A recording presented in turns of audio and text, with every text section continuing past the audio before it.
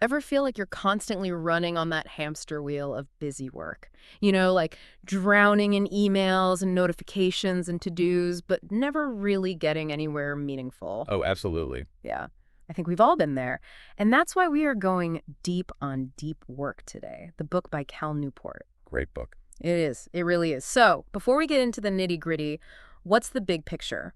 Why does deep work even matter, especially now? Well, think about it. We're constantly bombarded with distractions, right? Right. Our attention is being pulled in a million different directions. Million and one, I think. Yeah.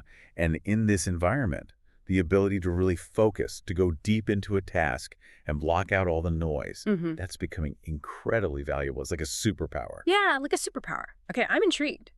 But before we go full superhero mode, let's define our terms. How does Newport actually define deep work? Not just like a dictionary definition, but in a way that makes sense for, our everyday lives. Okay, so he describes it as professional activities performed in a state of distraction-free concentration that push your cognitive capabilities to their limit. But there's more to it than just that. Okay. The key part is what follows that. These efforts create new value, improve your skill, and are hard to replicate. It's not just about working hard, it's about producing something truly valuable, something that is hard to copy. So it's about quality over quantity. It's about making a real impact, not just checking boxes on a to-do list. Exactly. I like that. I can already see why this is so relevant, especially today. It really is. Yeah. And it's not just a modern concept, right? I mean, think about some of the most brilliant minds throughout history. Oh yeah, tons of examples. They seem to understand this intuitively, like Carl Jung, the famous psychologist. Right. He built an actual stone tower in the woods. Away from everything. No electricity, no distractions, just him and his thoughts. His Tower of Solitude, he called it. And that's where he developed his groundbreaking theories. Yeah, he knew he needed that space, that quiet, to do his best work. It's fascinating, right? Oh, absolutely. It reminds me of Mark Twain. Remember, he locked himself away in a shed to write The Adventures of Tom Sawyer. Oh, classic story. His family had to blow a horn to get him to come out for meals. Yeah, talk about dedication. Right. And it wasn't just artists and writers. Even Bill Gates, a tech giant, he famously scheduled Think Weeks, where he'd isolate himself in a cabin just to think and strategize. To go deep. Exactly, to go deep. So we've got Carl Jung in his tower, Mark Twain in his shed, Bill Gates in his cabin. These are pretty extreme examples, but they highlight something important, right? This idea that deep work has always been a key ingredient for success, for achieving something truly remarkable. I think that's a great point. And it makes you wonder if these brilliant minds throughout history embraced deep work, why are we in the modern world so distracted? Right, yeah, that's the million-dollar question. It's like we're almost addicted to distraction, right? It almost seems that way. Emails, social media, endless notifications, it's constant. And that's where Newport's concept of shallow work comes in. Oh yeah, shallow work. I've heard him talk about that. He contrasts it with deep work. Shallow work is all those non-cognitively demanding tasks that we often do while distracted. Things like checking email, scrolling through social media, attending meetings that could have been emails. You get the idea. Yeah, all that stuff that fills our days but doesn't really move the needle. Exactly. And the scary part is how much of our time is actually spent on this shallow work. I don't even want to know, but tell me anyway. Well, according to Newport's research, knowledge workers spend over 60% of their time on electronic communication and internet searching. Seriously, 60%. Email alone consumes almost a third of their workday. Wow, that's depressing. It's a lot, right? And it explains why we often end the day feeling exhausted, but not really accomplished. It's like we're constantly busy, but not actually productive. Exactly. We're trading our precious time and attention for these shallow tasks that don't really matter in the grand scheme of things. So the question is, if we know deep work is so valuable, why are we so easily seduced by these shallow distractions? What's the psychology behind that? Well, our brains are wired to seek novelty and stimulation. Every notification, on social media, it triggers a little dopamine hit in our brains. Oh, so we're literally getting addicted to distraction. In a way, yeah. Those little dopamine hits keep us coming back for more, even if we know it's not good for us in the long run. So we're stuck in this vicious cycle. But if we're constantly chasing those dopamine hits, how do we ever break free and achieve that deep, focused concentration we need for meaningful work? That's the million-dollar question, and it's something we'll dive into in the next part of our deep dive. Okay, good, because I need answers. But Before we move on, I'm curious about one more thing. You mentioned Newport's deep work hypothesis.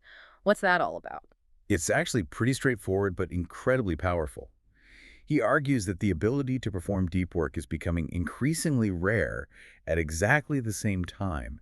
It's becoming increasingly valuable in our economy. So it's like a supply and demand situation. The more distracted we become as a society, the more valuable the ability to focus becomes.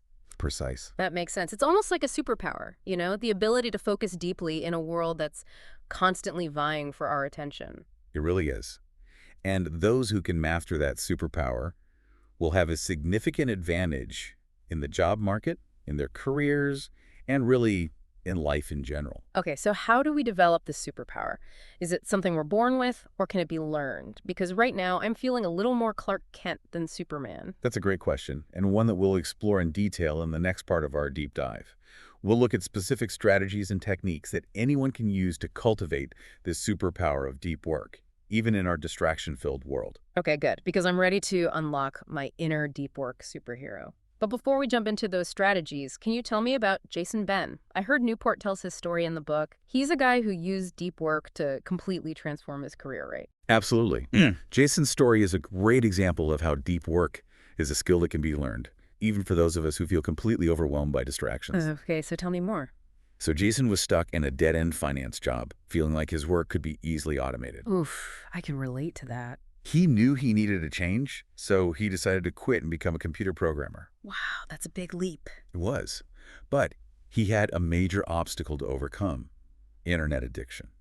He was constantly getting sucked into the black hole of social media, news websites, online forums, all of it. Yeah, we've all been there. He knew he needed to make a drastic change if he was going to succeed in this new field. So what did he do? He decided to completely disconnect.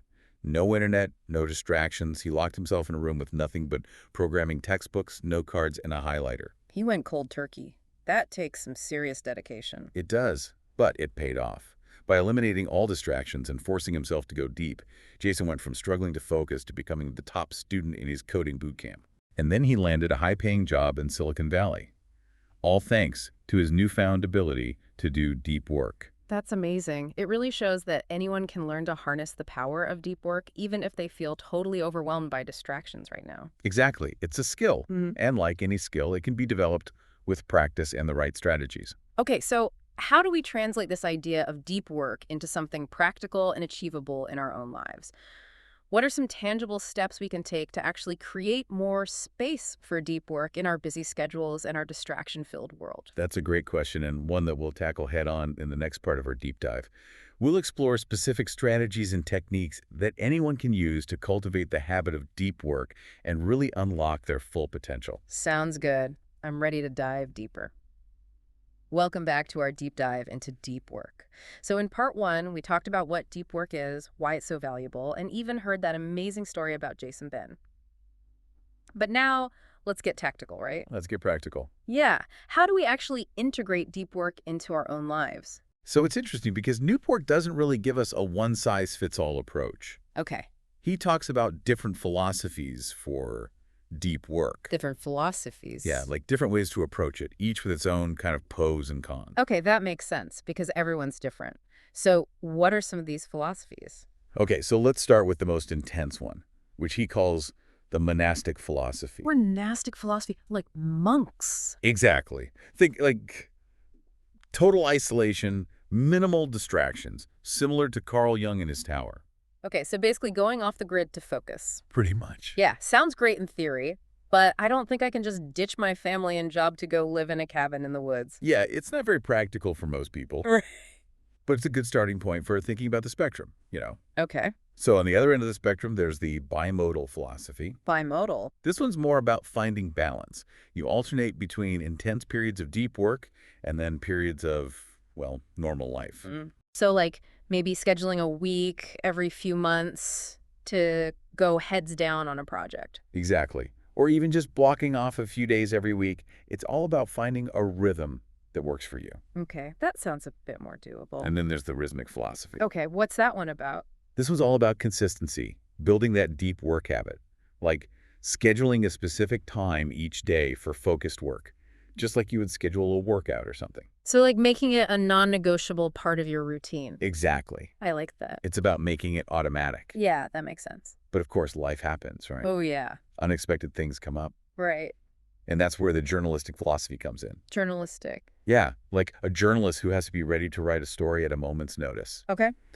This is about seizing opportunities for deep work whenever they arise, even if it's just for like 15 minutes here or there. So it's about being flexible and taking advantage of those little pockets of time. Exactly. It's great for people with unpredictable schedules. Okay, so those are the philosophies, but honestly, I'm still feeling a bit overwhelmed. Like, where do I actually start? What are some concrete steps I can take to make deep work happen? That's a great question. So the first thing I would say is you got to eliminate distractions. Easier said than done, right? I know, right? But seriously, start by turning off those notifications, putting your phone on airplane mode, using website blockers, whatever it takes to create a distraction-free environment. Yeah, out of sight, out of mind. Exactly. It's like I need to create a no distraction zone. Exactly.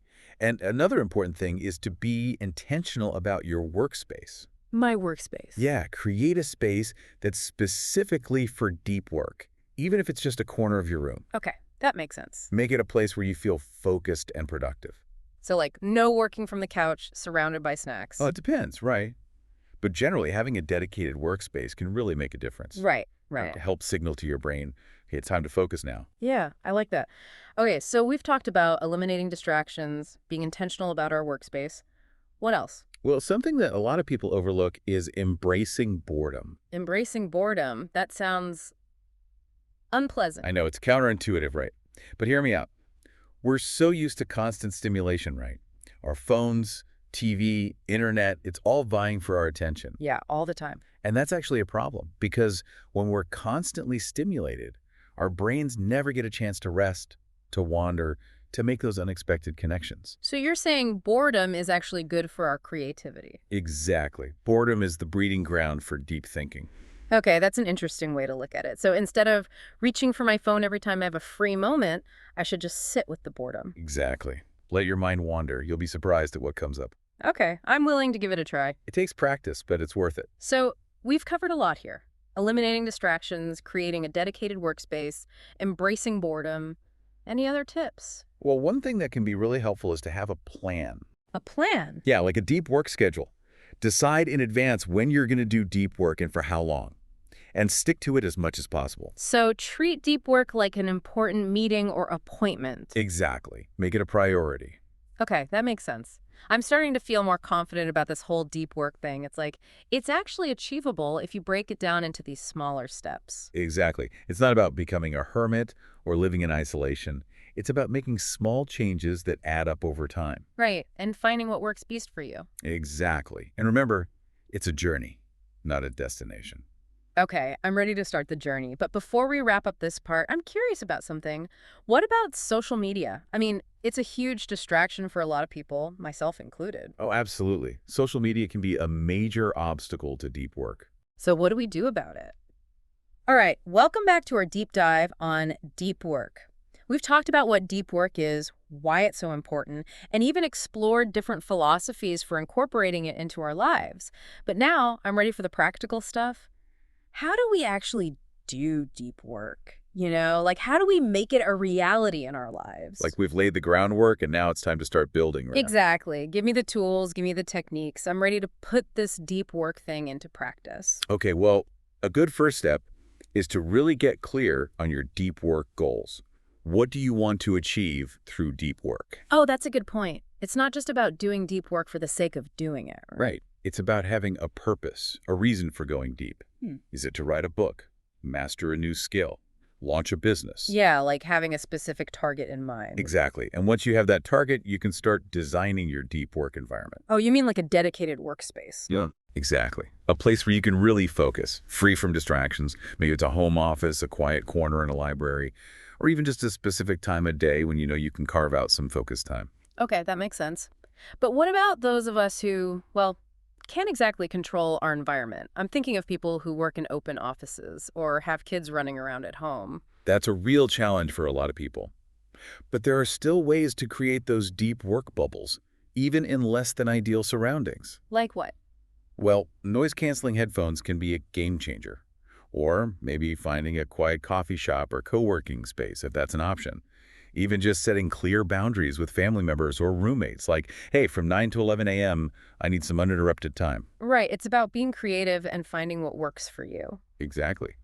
But sometimes the biggest distractions aren't external, they're internal. Oh, tell me about it. My brain is a distraction factory sometimes. Right. Our own minds can be our worst enemies when it comes to staying focused.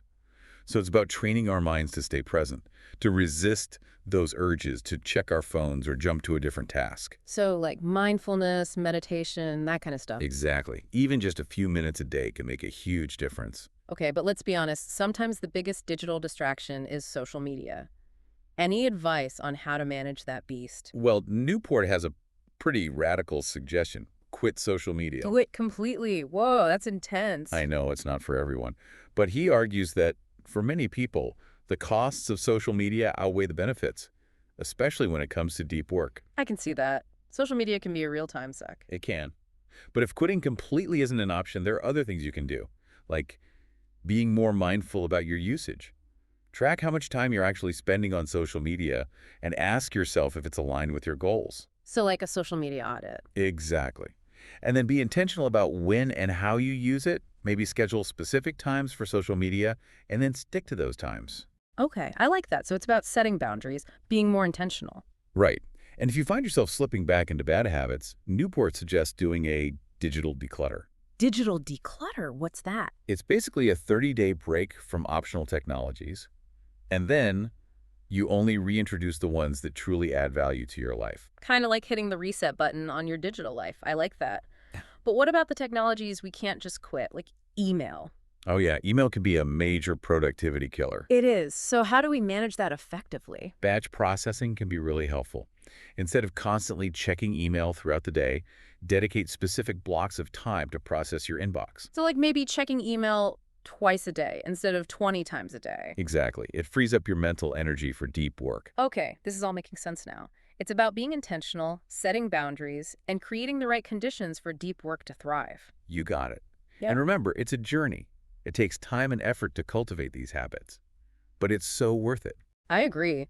Deep work isn't just about being more productive. It's about doing our best work, being more creative, and feeling more fulfilled. Absolutely. It's about tapping into our full potential. Well, thank you so much for guiding us through this deep dive into deep work. I feel like I have a whole new toolkit for tackling distractions and making deep work a reality in my life. It's been a pleasure. And to our listeners, we hope you've enjoyed this deep dive as well. And remember, the ability to do deep work is a skill that anyone can learn. So go out there, create those deep work bubbles, and unlock your full potential. Until next time, keep diving deep.